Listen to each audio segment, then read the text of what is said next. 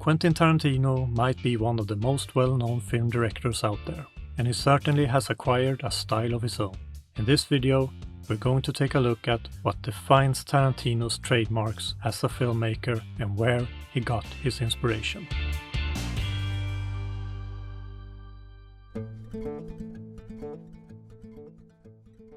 First, we're going to take a look at Tarantino's way of structuring his stories. In almost all of his movies, we can see a non-linear way of storytelling, and that he's a sequence-based writer. You can argue that all movies are sequence-based, which in truth they are. But in Tarantino's films, it's so much clearer. Usually, we're used to seeing movies that are based on a 3-act structure, which means it has a beginning, middle, and an end, preferably in that order as well. But Tarantino likes to shake things up a bit and writes his stories in a non-linear format. The beginning of the movie could be the same as the end, and instead of having a parallel narrative where the audience gets to follow several people at the same time, he chooses to only follow one of the characters and later on lets us see the same moment from another character's perspective. This means that the audience doesn't have all the information at hand when things unfold on screen, which is a great way to increase suspense and makes it easier to add a little twist at the end. To then inform the audience about the situation at hand, Tarantino tends to either go back in time and show it again, or break the fourth wall with either a narrator or character speaking directly to the audience. I am gonna kill Bill. Shaking the narrative around like this makes it easier when writing the movie in sequences, almost like a group of different short films within the movie itself. And there's no better example of this than Tarantino's Palme d'Or-winning film Pulp Fiction. The first sequence is Honey Bunny and Pumpkin at the restaurant, followed by the second sequence, which is with Jules and Vincent.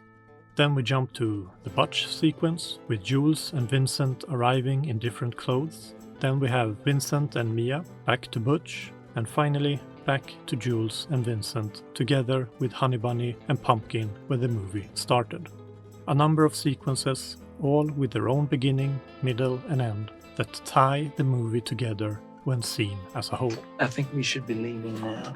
The same can be seen in Tarantino's other movies as well, and many of them even divide these sequences with a chapter, just like a novel. Tarantino likes to write his movies in sequences, just as much as he likes to work with the same actors. Well, you got a problem with that? No, I ain't got no problem with it. Tarantino is well known for his quick and profanity-filled dialogue, which enriches the characters within his movies. But some of these really tend to stick out, especially when they turn into more of a monologue. These monologues not only add more flair to the characters that deliver them, but they also work as a tension booster and raise the stakes. Tarantino often places these monologues just before something big is about to happen, like the death of a character. Oh, I'm sorry. Did I break your concentration? Please, continue. Take Inglourious Basterds as an example, when Hans Landa sits down and talks with the farmer Perrier, who is hiding juice underneath his floorboards. Throughout Hans's entire dialogue, tension is building up more and more, since Hans is slowly revealing what he knows about Perrier and the people that he has hidden. And piece by piece, the audience gets to know who Hans really is, and that his charm and smile only hide something very sinister. The whole monologue in itself is like a battle, fought entirely with words, with Hans Landa having the upper hand. Bravo. The same can be seen in The Hateful Eight, when Major Warren reveals that he was the one that killed General Sandy Smithers' son. This is not necessarily something that will drive the plot forward, but it will set the tone on what's about to come. Warren starts the monologue by placing a gun at Smithers' side, signaling to the audience that something big is about to happen, and then, methodically, tells Smithers the story on how he met and killed Smithers' son. Throughout the whole monologue, the stakes rise between the men and the tension increases until the climax where Smithers is shot dead. These monologues can be seen throughout all of Tarantino's movies, where their prime function is to build tension, raise the stakes, and often end in violence. I'm gonna give you a little something you can't take off. Tarantino is no stranger to graphic violence in his movies. You can almost see an incline in how graphic the deaths are for each movie.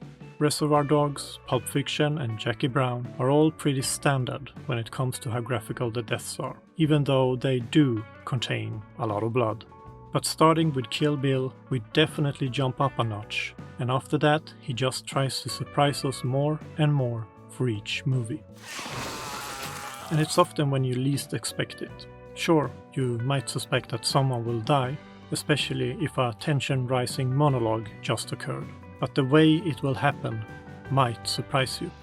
The way Oren deals with her competitors, or how stuntman Mike kills off the girls in the car, or even how the Inglourious Basterds kill Hitler. The violence is also something that Tarantino has been criticized for, but it kinda adds that little cherry on top when watching one of his movies. Many of these violent scenes are a little over the top, which creates a mixture of shock factor and comic relief. And if someone is going to die, you can be sure that there will be a point of view shot from the deceased.